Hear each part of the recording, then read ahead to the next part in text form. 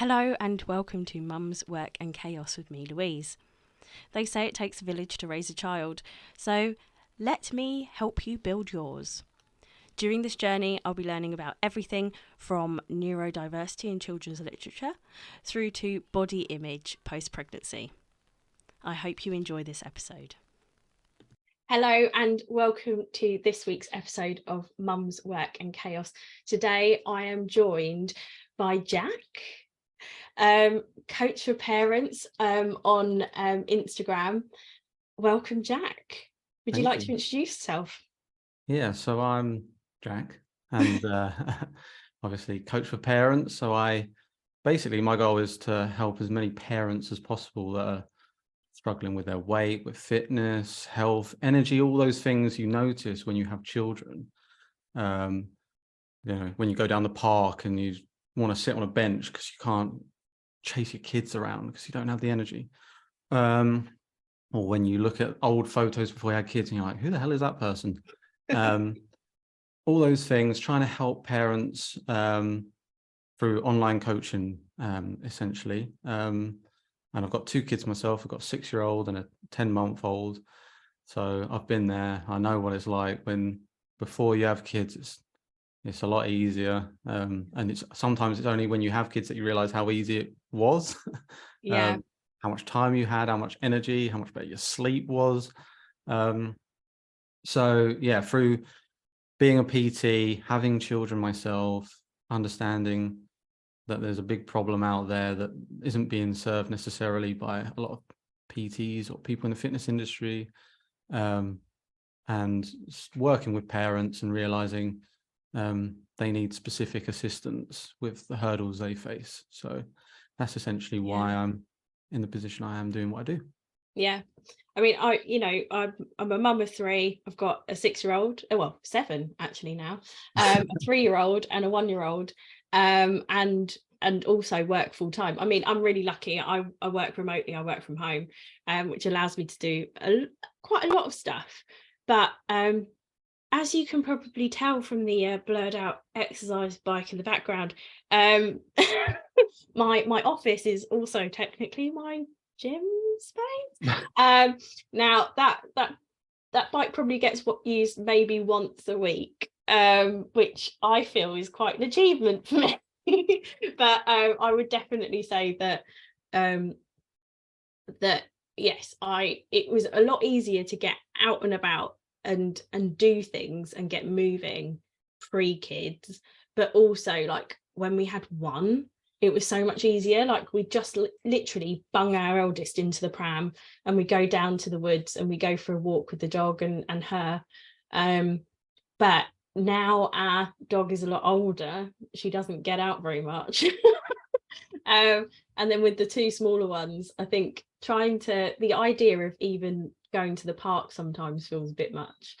So, being able to discuss with you some tips for parents as well about like working out and also actually eating better as well would be really handy. I came across you on Instagram. I thought your reels were absolutely hilarious. And the way that you just keep it so real as well, like understanding the limitations of parents, but also understanding the issues of parenting as well. So like, yes, the sleep exhaustion, the tiredness that comes with it. But also you did a reel that highlighted about finishing the leftovers on your kids' plates and things like that. And I will easily put my hands up and say that I have eaten my dinner with the kids and then fallen to the temptation of the last chicken nugget and handful of chips as I'm clearing the plates. I think, as a part of the millennial generation, being raised by, the wonderful parents we had who, grew up just after the war and were instilled with, you must finish everything on your plate. I think sometimes that's the subconscious thought in the back of our heads as well, isn't it? About the waste of actually throwing the rest of that food on the plate away and having to like just, finish it off. I think I know we're quite conscious of not it's a struggle when you're a parent not to use food as like a bargaining tool, and referring to different foods as like in a negative and a positive way, to say like, eat the broccoli and I'll let you have this nice thing. And then you're like using language that then makes your child think, well, the broccoli must be a bad thing, and the treat I'm having after, even saying treat's pretty bad. You're a human, not a dog. Like, why are we doing that? But like, then they start to associate, I have to go through this horrible experience to then have this good thing with food. And then I think it happens quite early on. So you're right, like being brought up in that generation of like, waste not, want not. You've got to finish what's on your plate before you get down. Using like food as a threat and then a treat. It's like, it's quite hard. It's a hard one to walk that line, really. Yeah, but I'd definitely say that we've fallen foul of that as well. You know, using desserts or treats and snacks, you know, having that little chocolate at the end of a meal or something, or an ice cream to sort of force them to finish their food. I did a podcast episode with Emma, dietitian with a difference, and that was so helpful, like hearing the language as well that she used to establish like healthy food ideas as well. And I mean, she's definitely worth a follow. But I think that's one of the challenges as well, isn't it? As parents, and having been brought up in that way, I think sometimes, again, I sort of think of, yeah, having a little sweet or something out of the treat box at the end of the day is a treat, and it's like a reward, isn't it, for doing that good job. But it's sort of changing that mindset and actually thinking of all food as good food, but you just have to eat it in the right way, I guess. Yeah, I think what's good actually now, it seems like it anyway, a lot of the fitness industry is moving away from the whole bad good labeling, and seeing diet as a whole. It's the sum of all of its parts. It's not like, if you eat this one thing, that's going to be terrible for you. If you have chocolate, you're having a disaster, you're going to get fat. I think people are getting much better in general at understanding. It's like saying, it's like the difference between climate and weather. It's like, you should be looking at it as the climate situation the whole year. What's the weather like long term, not judging one day and being like, oh, it's rainy today, that means the whole year is going to be rainy. Yeah. I think like people are getting much more clued up on that. And that's like you've seen the Asda haul reel I did. That's why I have a little bit of a problem with those things, where it's like, go buy these things that I'm buying, which I'm probably not. That's realistically, like, I know PTs that do those things and then they'll go get a KFC during their lunch break. Like, it's not reality. It's them projecting what they think you think a PT should be doing. And those things where it's just like, buy these foods, eat these specific things, and that's the good thing for you. I think that's a big problem. But overall, I'd say people are getting a lot more clued up on not labeling one specific food they eat as like a bad thing. Yeah, I think as well, like, I guess I have a sort of, I've grown up very self-conscious about the way I look, my weight, all of that sort of stuff. And I 100% agree with people like Alex Light and Laura Adlington, Lauren Smith, about, you know, having grown up with those magazines where you've got all these rakish girls, you know, no boobs, no cellulite, people being, you know, victimized for the way they looked in those sort of tabloid magazines. I ended up going through quite a bad spot when I was a teenager. I lost loads and loads of weight and actually got told by my GP that I had to put weight on because it was getting a bit dodgy. But I would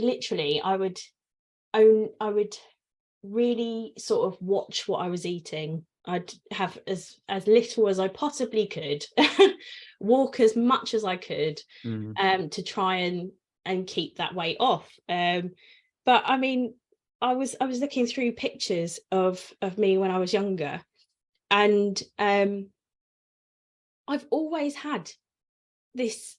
I've always had a little bit of a belly, always. And so, like, I'm looking at myself now as an adult mother of 3 whose body has done some fantastic things, and then I look at myself in the mirror and I'm like, oh, I've got a belly, I hate my belly, blah blah blah.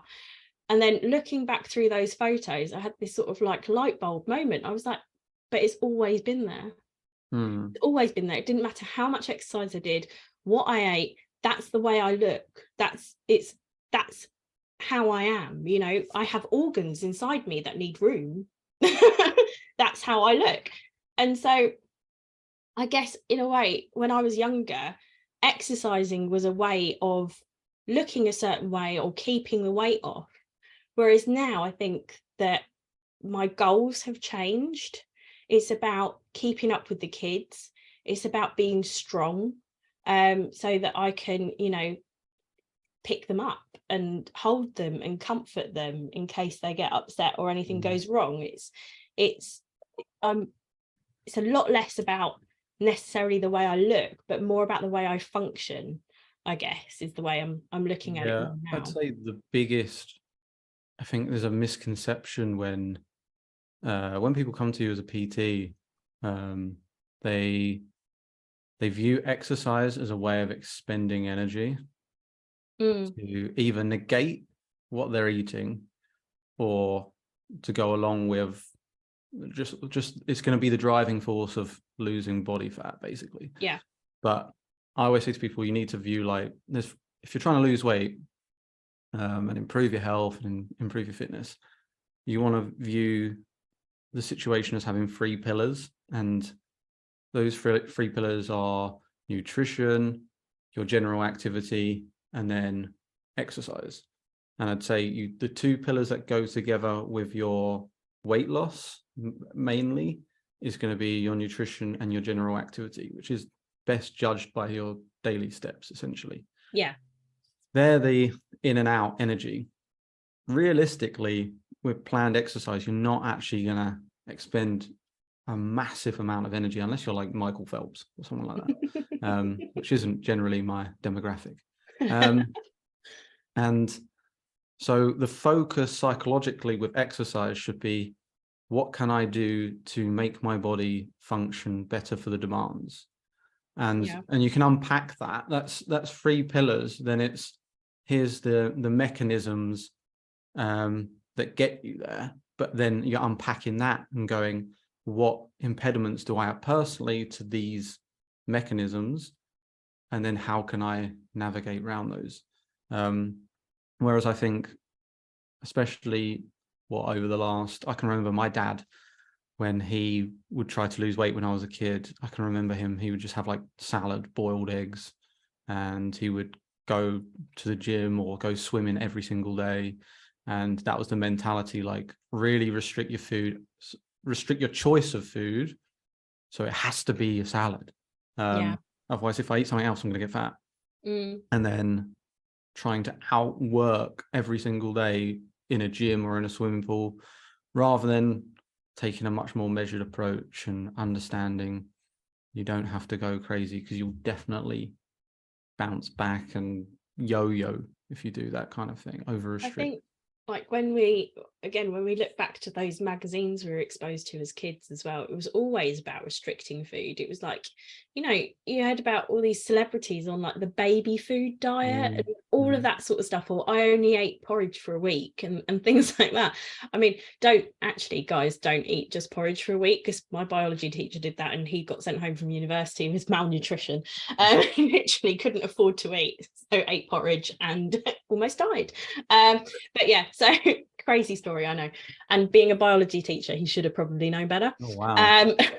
But yeah, so but I mean, I used to be in that sort of like mentality would be drink a glass of water before a meal, so that I would like fill up on liquids before filling up on food. I remember this stupid diet where you had to eat an apple before every meal because, again, the enzymes did something else that made you lose weight, and all of that sort of like crazy nonsensical stuff. I've done shake diets in the past. I've done pills. I've done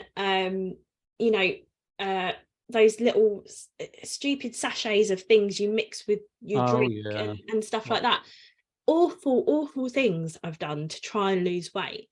And like now I feel like I'm in a much healthier mindset when it comes to food, and having been able to like have access to people online who promote like a more healthy sort of like body image and an idea of diet, and what exactly a healthy diet is, and how not all food is good food as long as you eat it in the right way, as I said before. But like, I'd happily go out with my family and have a Five Guys, or I'd go to Nando's and have a salad. And I don't want my girls to think that they have to eat in a certain way or look a certain way to be happy. But equally, I want them to have a good idea about moving their bodies and being healthy. And I want to be a good example of that. But as, a parent and working full time, it's just trying to find time to like fit in that movement. And I think sometimes like working out where to start is actually the hard part, isn't it? Do you have any tips that you could possibly offer us for how to get started in the first place? Well, what would be the best place for that?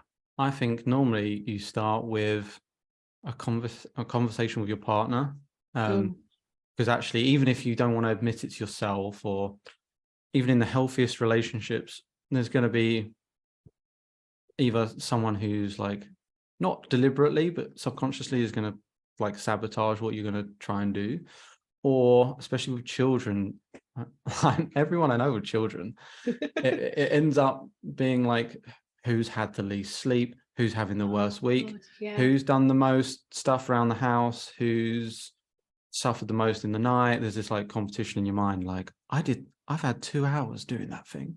I'm so glad you used that word, because it is almost like a competition, isn't it? Like who can beat who for the worst it's like a experience. You're tallying, like I've had definitely a worse week than her, and I've definitely slept less. And then she's going to me, oh no, I was up in the night, blah, blah, blah. So I think having an understanding, like, this is what I'm going to do. This is what I'm going to attempt to do. This is why I'm going to do it. This is how it's going to benefit me and you guys. This is why it's important. These are the steps I'm going to take. This is what I'm going to need to do. Having that conversation with your partner and planning out. So on a Sunday evening, being like, okay, this is our week. This is, you're working these hours, you're working these hours. There's kids clubs on these days. Having an actual like physical example of what your schedule is going to be like that week, rather than it being like wishy-washy in your head, or you're not having a conversation between the two of you. And then plotting out when you're going to block out possible time. And if it's a half an hour walk on a Thursday evening and they get home from work, you've been working from home, you've had the kids since after school, your husband is coming back from work at 6, he knows when he's coming home what the deal is before, rather than being like, oh, I really want to go for a run, like, and then it's like, oh, you could have told me. And then it's like, then you get into this weird situation where it's like you feel guilty now, or you feel like you've annoyed your partner. So I think having your partner on board is a big thing. And they don't even have to be like, prepping your meals or anything like that. just like psychologically not making it more stressful for you. I think that's the thing, was like when we got married, we said like specific vows which included us being a team. And that's the thing, when you're in that relationship, you are a team. And do you know what, honestly, that never even occurred to me to like plan my exercise. in and around what we're both doing. Like at the moment, it's kind of like, you know, I'll get the kids to bed and then I'll try and jump on the bike. But then I find that I'm too amped and I can't sleep. And then I end up going back to work for a bit before going to bed. Yeah.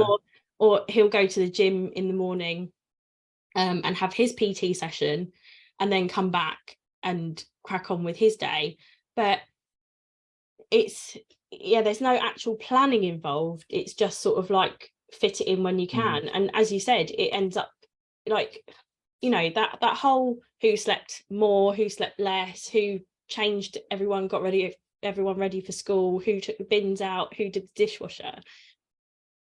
In my last podcast episode with Kat, we talked about like the mental load, and that's all part of it. And in a way, exercise falls within that mental load. Is like, you know, the telepathic messages of when people are going to actually be doing certain activities, and all of that just ends up leading to that resentment, doesn't it? So by actually like planning it out, planning the week, planning your meals, planning your exercise, and putting the exercise into that overall like joint planning session, that takes away a lot of the stress, doesn't it? I think it takes away a bit of the guilt as well, because the other adult in the situation has said yes, like that's a good plan. So it's not you just feeling like you're ditching people to go do your thing. You're like, this is in my schedule as much as my work is, or anything non-negotiable up to a certain degree. And that kind of alleviates a bit of the guilt. I know, like, that's a big thing for people, is the whole guilt thing. Like, I'm doing something for me when I could be doing something for my family. But I think having it like actually set in stone like that in your schedule takes a little bit away from, alleviates a bit of that guilt. And the other thing is, like, I know people that don't plan it, and when something goes wrong in their day, so let's say you're putting your kids to bed and you said to yourself, okay, once they're down, I'm going to go do my exercise. And your other half is sorting out the other kid or is busy doing their work.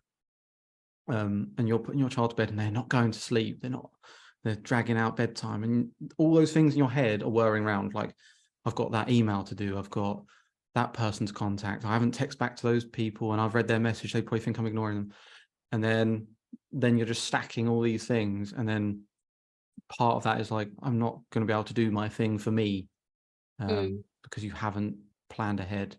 And I think that just adds another little stress. So just alleviate that stress in one hit and have your other half on board with it. Just like lubricates the process a little bit more. Just it's funny, isn't it? Like you just literally described most bedtimes for me. And you know, we've got, as I said, we've got 3, and so when it's usually the younger 2, but also the older one's just done her SATs tests, and so has found sleeping a bit more tricky.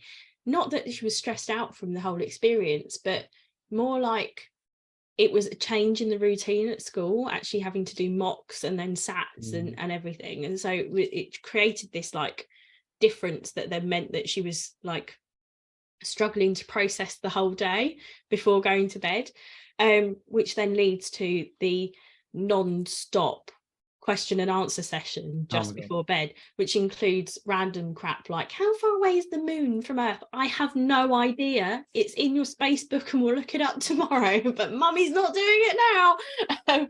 Or there's also like the younger one is deciding whether she still wants to nap twice in a day or once in a day, and then the middle one is going through not napping at nursery at all, which has led to her falling asleep at the dinner table a couple of times too.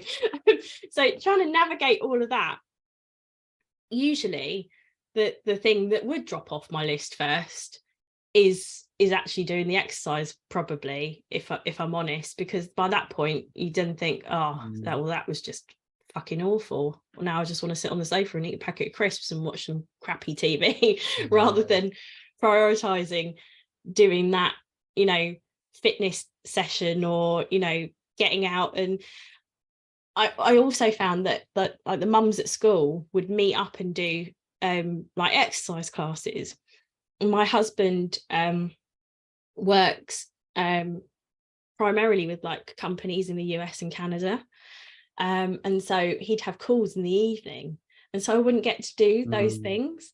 And I would be so upset that they were all socializing, get that FOMO, that everyone was together doing something great for them and I was missing out. And so then that sort of like FOMO would really upset me. Things have changed a bit now, so I should be able to get to like one or two of those classes, which would be great.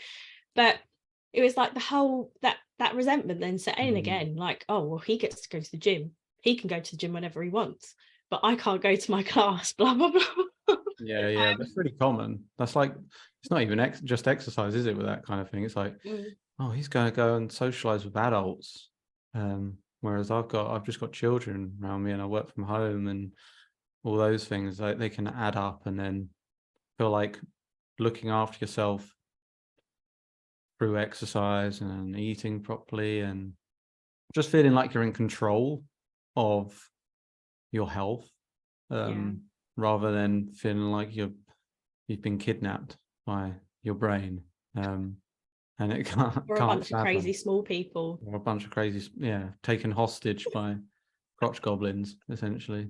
But inadvertently trapped by the small cult you created. Waco situation you have at home. And I think viewing it as rather than viewing it as like how it used to be, a vanity project, isn't it? Like, if you like a short-term vanity project to try and lose weight and stuff, view it as a health project, long-term lifestyle thing. Like when I work with people, it tends to be like 4 to 6 months, and by the end of that, I want them to be able to be autonomous in it. They don't need me to hold their hand for the rest of their life, which I think is where having a lifestyle health goal rather than just like a vanity type situation, that's the advantage, is you can build a long-term a project for yourself. I think that's one of the funny things again from when we were younger, was like you join the gym, you go to the gym to get rid of that winter weight, get your summer body, and then once you've done that, that was it. You'd gain the weight again, you'd quit the healthy eating, you'd quit the exercise because you'd been on that holiday, you look great in your swimsuit, and now you're home, you can do whatever the heck you want again.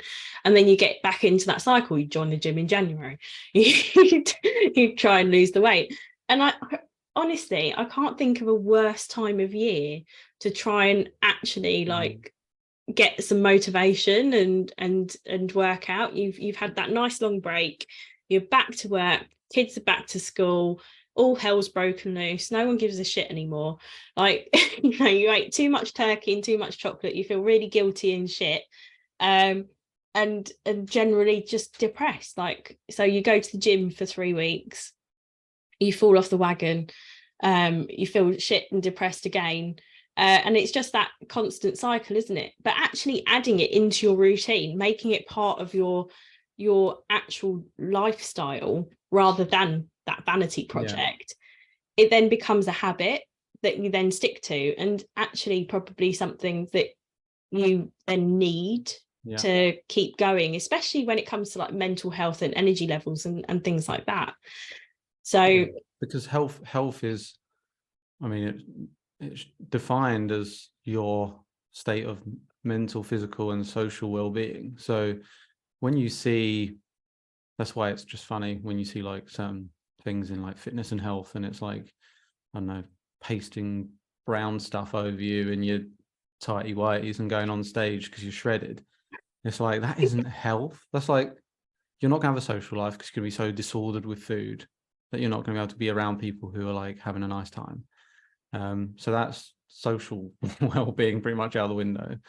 Your mental health, people that finish shows and do bodybuilding and stuff, they normally have terrible mental health problems, like in general, and disordered eating and all those kinds of things.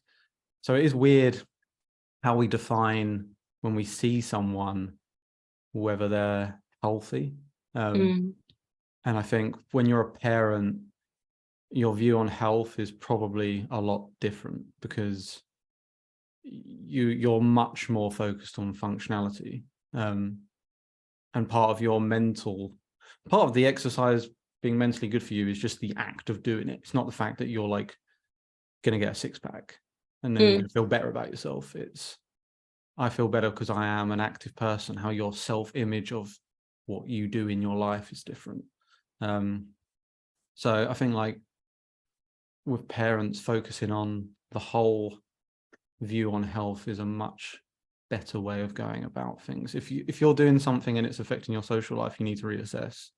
If you're doing something and you're not happy, you need to reassess. And if you're doing something and your body isn't functioning properly, you're feeling way worse physically, then you need to reassess it. I think, like, by cutting out certain foods as well, you don't like quite realize it. You've got we're both Essex based. We both know the saying, no carbs before marbs. And I know, do you know what? I'll be honest with you. A lot of my favorite foods are basically foods that work really well with cheese. I'll be honest with you. I love cheese. I love carbs. I love vegetables. I feel like I have a pretty well-rounded diet, and that my main issue is my husband, who loves chocolate and crisps because they're always in the house and they're an easy access, quick snack.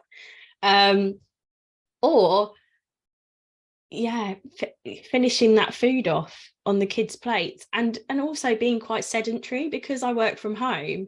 Like, sometimes the most activity I get is the school run. Walking the kids into school. Sometimes I'll actively like walk home because it's a good half an hour walk from the house. So I'll actively like try and make that decision. It's a nice sunny day, pop my headphones in, I'll walk home. And then sometimes meetings and work don't allow for that. It might be that I've got an early meeting, so I've got to go home. And then I'll try and jump on the bike later if I can, But actually, what my goal is right now isn't, looking good in a swimsuit or, that six-pack, which will never happen with me. It's functioning, as you said, for my kids. It's making sure that my energy levels are great, because I wake up some mornings and I'm just like, I can't do today. No, I need at least 3 cups of coffee to get going. Or the strength, actually being strong enough for my kids, being able to carry them and play with them and do stuff like just like following them around the playground for a good half an hour can sometimes get to the point where I'm just like, nah, I just want to sit down. Can't be bothered to do that. Picking the kids up to play on the monkey bars as well. Especially the 3-year-old, she absolutely loves the idea of the monkey bars, but has in no way or shape or form got the brain concept of how they work. So it's the holding them up and coordination. Playing monkey bars, all of that stuff. It takes strength and energy, which at the moment I would 100% say I'm lacking in. One thing that my husband absolutely loves is a like meal prep video on Instagram. He will fall into a video doom scroll on Facebook or Instagram and just end up like seeing all these amazing recipes, send them to me and be like, oh, I'm going to make this, I'm going to do this, I'm going to do the other, which obviously happens for the first couple of days and then stops straight away. I find that most of the recipes are actually quite similar and are pitched as sort of like high protein, fill you up, stop you snacking kind of things. What's your sort of view on this? I mean, like, in a normal week, food prepping, does not even hit anywhere near even the middle of my list, because of all the other shit we've got going on with people to visit on the weekends and housework to do. Yeah. I feel like most of these videos are for, you know, people in their 20s who live at home with mum and dad and have an immense amount of time, but I feel like they're supposed to save you time. Yeah, I think like, yeah, for most people, they can go through what they're doing already. So I think the statistic is somewhere between 8 and 10 is the normal rotation of dinners that families will go through.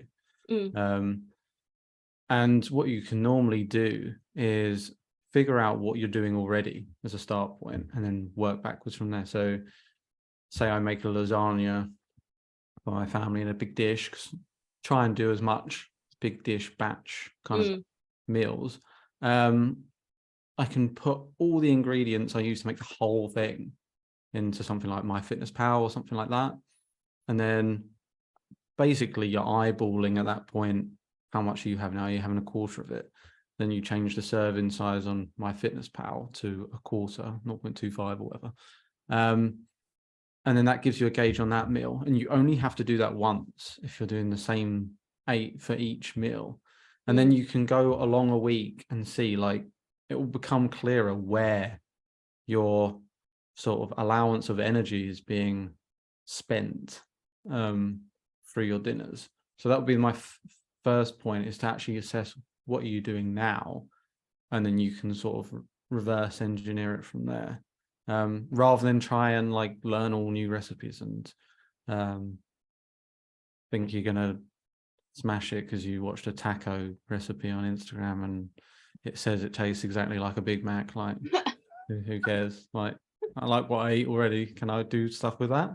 So I think that kind of look on things, rather than trying to drastically change your existence or the existence of your family, because it has to really suit your family as well, which is something I'm always really conscious of with food, is the idea that like your kids aren't going to eat. Like if I tell you to eat chicken, rice and broccoli for 6 weeks just to have a drastic weight loss, like you're either going to be cooking a bunch of meals separate from your family, you kind of alienate yourself from your family because you're not eating with them the same things, and you're going to lose your mind eating that, and really you shouldn't be anyway.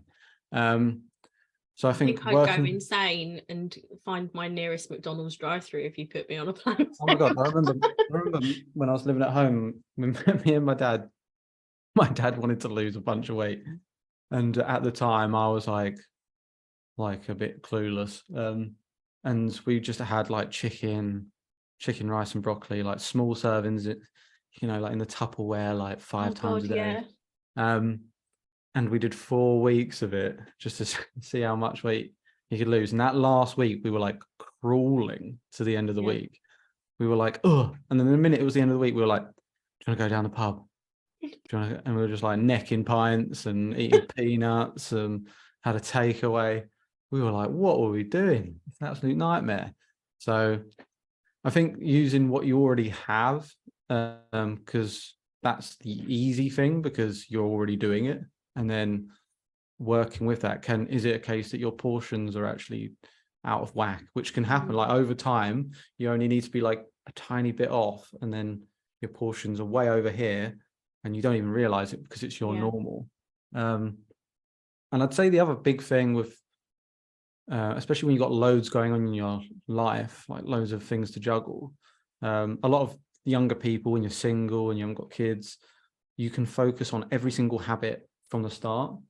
Whereas I think parents need to stack habits. They need to go, okay, until this one habit is like concrete and I don't even have to think about it anymore, don't even consider adding another habit.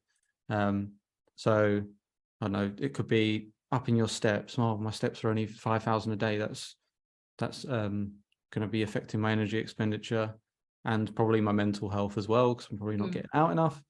Can I put 30 minutes of walking in 5 times a week?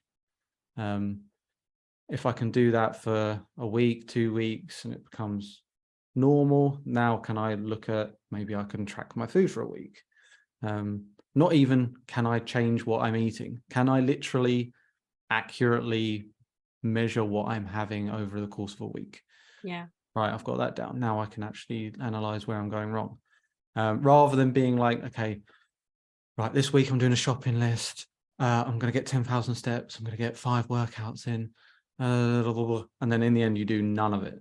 Because it just becomes too overwhelming, doesn't it? And the idea of actually doing that on top of your already ridiculous to-do list then just leads you to that overwhelm paralysis sort of stage where you just don't know where to start, don't know what the end goal is anymore, or how you're even going to reach it. I think that's definitely one of the hardest bits for me, is like just the idea of having to manage so many different elements is quite overwhelming.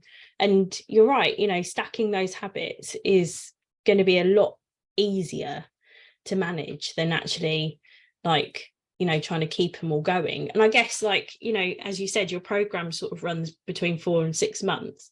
By that point, when you've finished with the client, I'm guessing that client doesn't even really need to keep tracking their food, because they should know they're in that habit by then. They're like, oh, okay, well, this week we're eating this and this is what it looks like on my plate. I can recognize the size of my portion and it should stick to that, and all of that sort of stuff. So it doesn't need to end up being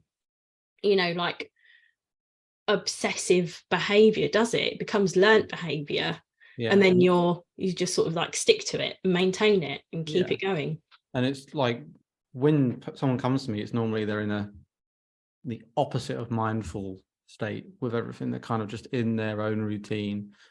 They don't even consider what they're having to eat, what they're doing activity wise.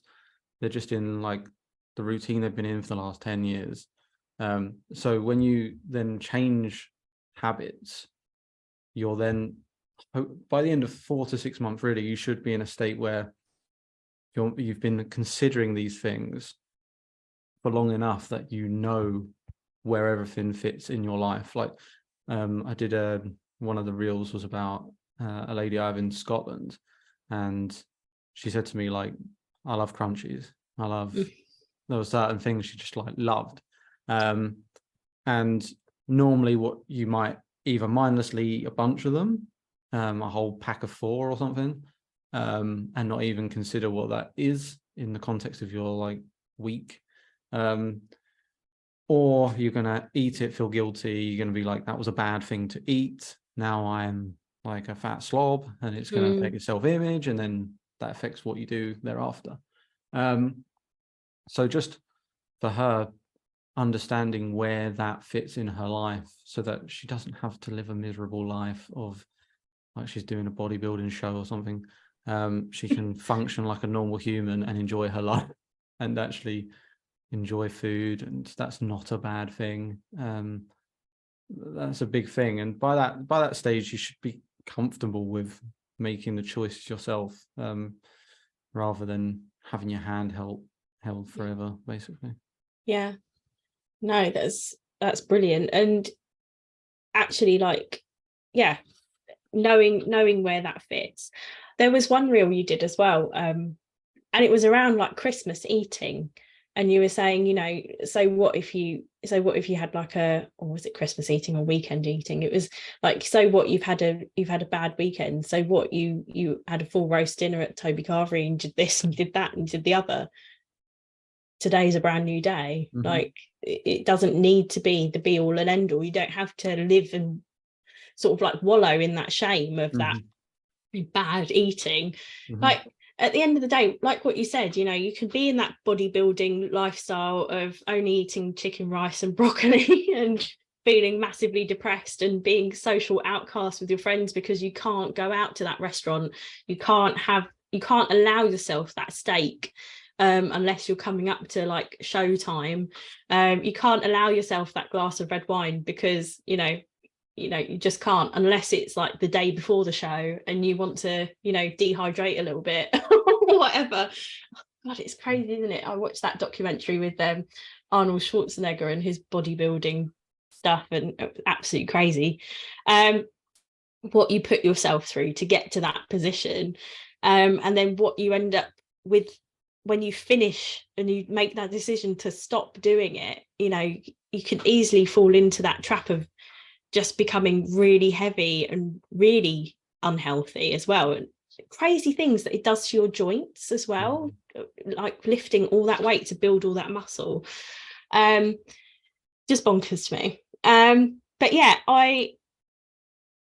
the whole way that you work and what I've seen from your reels and your Instagram as well, I just think is so refreshing, you know, making sure that it's actually a lifestyle, not just a fad. You know, actually like understanding the issues that parents face around time management, and also the pitfalls that they fall into, you know, finishing the last of that baby bell, or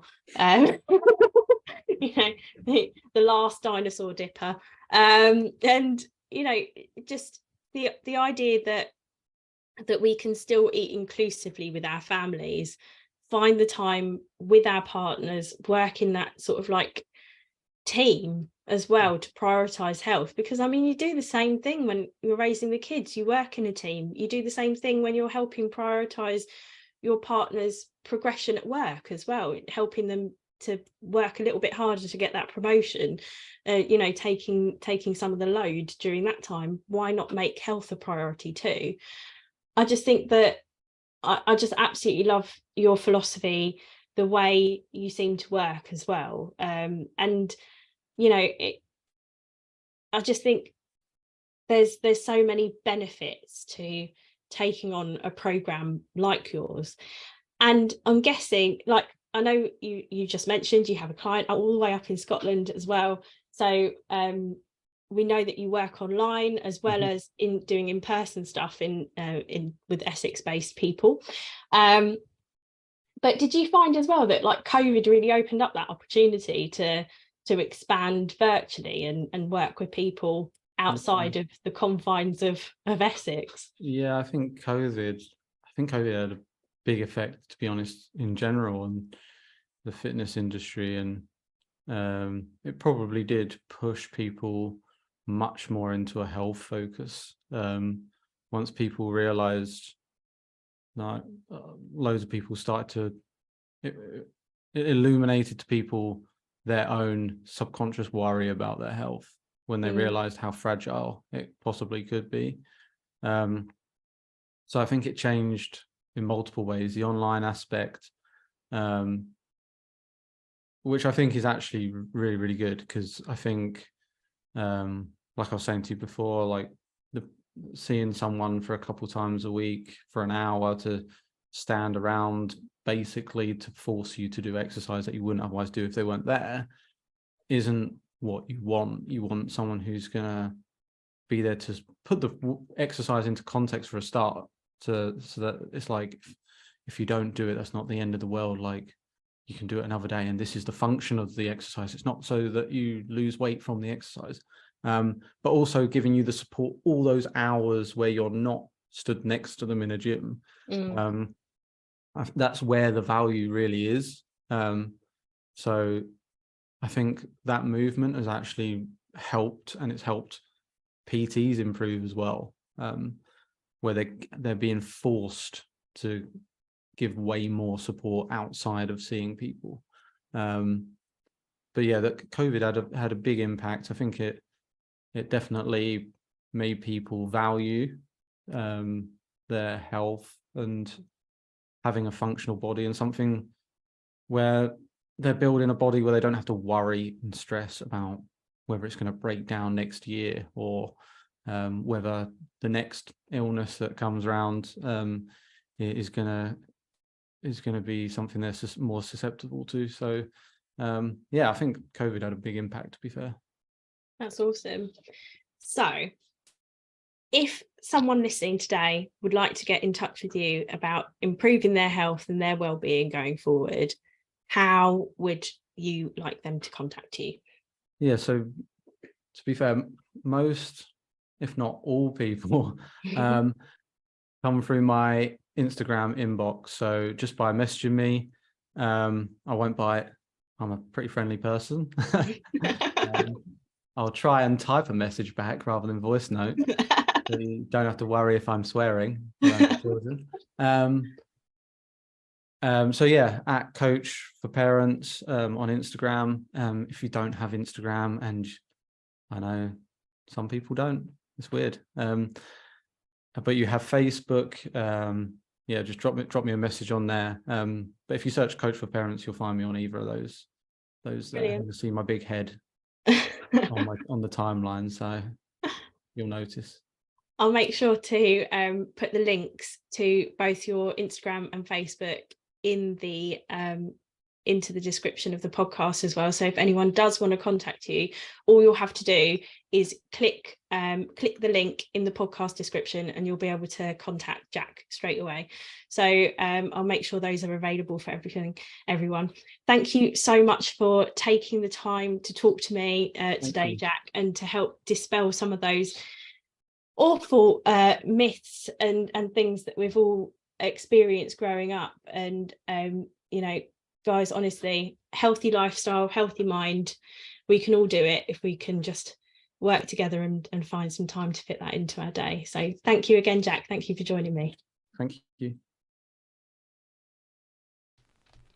If you enjoyed this episode of Mum's Work and Chaos, please make sure to subscribe on whatever podcasting channel you're listening on at the moment.